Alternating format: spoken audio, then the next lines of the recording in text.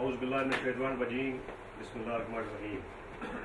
जनाब साहब सदर राना कुर्बान साहब, आज की इस पुरवकार तकरीब के मेहमान खुसूसी जनाब शौकत मकबूल भट्ट साहब और इस पंडाल में बैठे मेरे दोस्तों बुजुर्गों, अस्सलाम वालेकुम। बसीयत कश्मीरी हम ये कहते हैं कि मसला कश्मीर जो है आज से 65 साल इसकी जो करारदादें कौम मुत्तहिदा के अंदर हैं और आज तक इस पर अमल दरामद नहीं किया गया।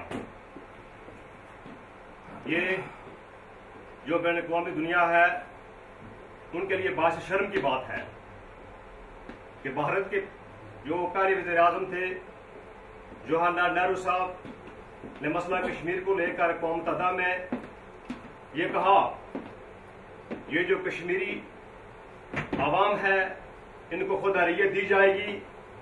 लेकिन अफसोस का मकाम है कि आज 65 बरस होने के बावजूद हमें इस आज़ादी से महरूम किया जा रहा है।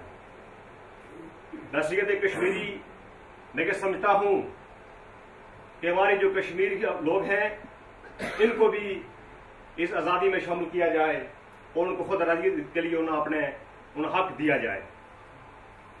पाकिस्तान और भारत के हुक्मरान इस मसले पर अपने मुख्तलिफ ऑप्शन दे रहे हैं जो बसीयत कश्मीरी हमें कबूल नहीं है। हम ये चाहते हैं कि कश्मीरी जो है वो अपना फैसला खुद करें।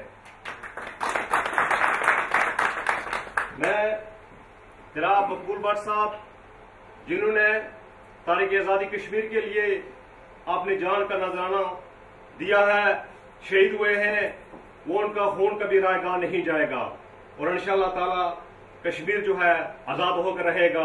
कश्मीर हमारा है, वो सारे का सारा है।